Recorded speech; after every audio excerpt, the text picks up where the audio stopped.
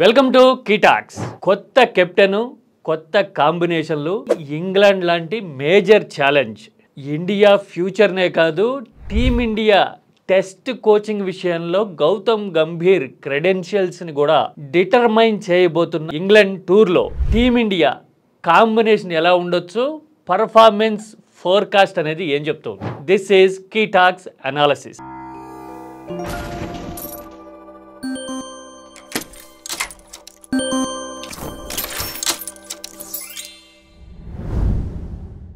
వచ్చే 5-6 ఏళ్లలో team India test cricket team ఎలా ఉంటుంది అనే ప్రివ్యూ ఇంగ్లాండ్ సిరీస్ చూపించబోతోంది. ఎందుకంటే కెప్టెన్ మారాడు, కాంబినేషన్స్ మారుతూ ఉన్నాయి, దాదాపు సగం అన్కన్వెన్షనల్ అండ్ కొత్త ముఖాలు రాబోతూ ఉన్నాయి టీంలోకి. ఈ కాంబినేషన్స్ ఎంతవరకు కుదురుకునే అవకాశం ఉంది?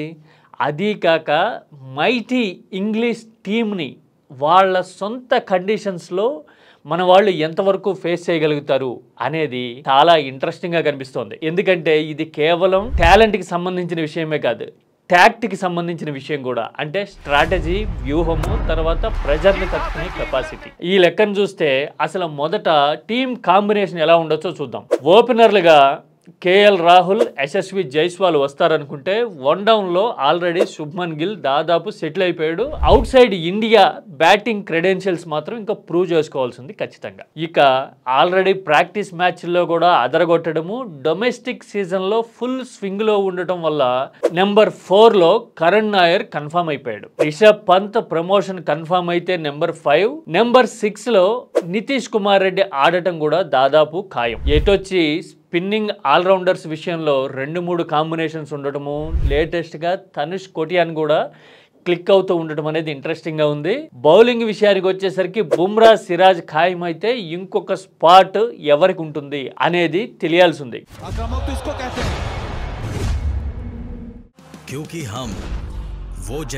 ఖలీల్ కూడా సక్సెస్ అవుతున్నాడు కాబట్టి ఖలీల్ అహ్మద్ డెబ్యూ ఉంటుందా? ప్రస్తుత మేనేజ్మెంట్కి హర్షదీప్ సింగ్ నచ్చుతాడు కాబట్టి హర్షదీప్ సింగ్ తీసుకుంటారా అనేది ఒకటైతే, మీడియం పేస్ ఆల్రౌండర్గా శార్దూల్ కూడా ఫైనల్ 11లో ఉండేందుకు ఎంతవరకు అవకాశాలు ఉన్నాయి అనేది మరొక పాయింట్. ఇదంతా ఒక లేయర్ అనుకుంటే, ఇక మోస్ట్ ఇంపార్టెంట్ థింగ్ వచ్చేసి ఇంగ్లాండ్లో ఫస్ట్ 1.5 అవర్ కొత్త బంతిని ఫేస్ చేయడము అనేది 5 రోజుల ఆటని డిసైడ్ చేస్తుంది అనేది చాలా మందికి తెలిసిన విషయం. అయితే ఈ ఫస్ట్ 1.5 అవర్లో టీమిండియా ఎంత గ్రిట్ చూపిస్తుంది, మిడిల్ ఆర్డర్ ఇంగ్లీష్ బౌలింగ్ ఛాలెంజ్ని ఎంతవరకు తట్టుకుంటుంది అనేదే ఈ సిరీస్లో మేజర్ డిటర్మైనింగ్ ఫ్యాక్టర్గా కనపడుతోంది. ఓపెనర్లో ఒకళ్ళు క్లిక్ అయ్యి హాఫ్ సెంచరీ కొట్టినా, మిడిల్ ఆర్డర్ ఒక మోస్తరుగా తట్టుకున్నా కానీ ఇండియా 350 స్కోర్లు అలవోకగా చేయగలదు. మ్యాచ్ని ఫైటింగ్ వరకు తీసుకెళ్లడం అనేది ఖాయం. మొత్తం సిరీస్ ఓరియంటేషన్లో ఇదే కీలకమైన పాయింట్. ఇది చేయగలిగితే గనక టీమిండియా న్యూ జర్నీ అనేది సాఫీగా మొదలైంది అని అనుకోవచ్చు. మరి ఛాలెంజెస్ని మన కుర్రకారు తట్టుకోగలరా? ఇంగ్లాండ్ సిరీస్ ఎలా ఉంటుందని ఎక్స్పెక్ట్ చేయొచ్చు. మీ యాంటిసిపేషన్ ఏంటి? కొత్తగా టీంలోకి వస్తున్న వాళ్ళలో మోస్ట్ ప్రామిసింగ్ అని మీకు ఎవరు అనిపిస్తారు? Please feel free to share with me. This is కీటాక్స్.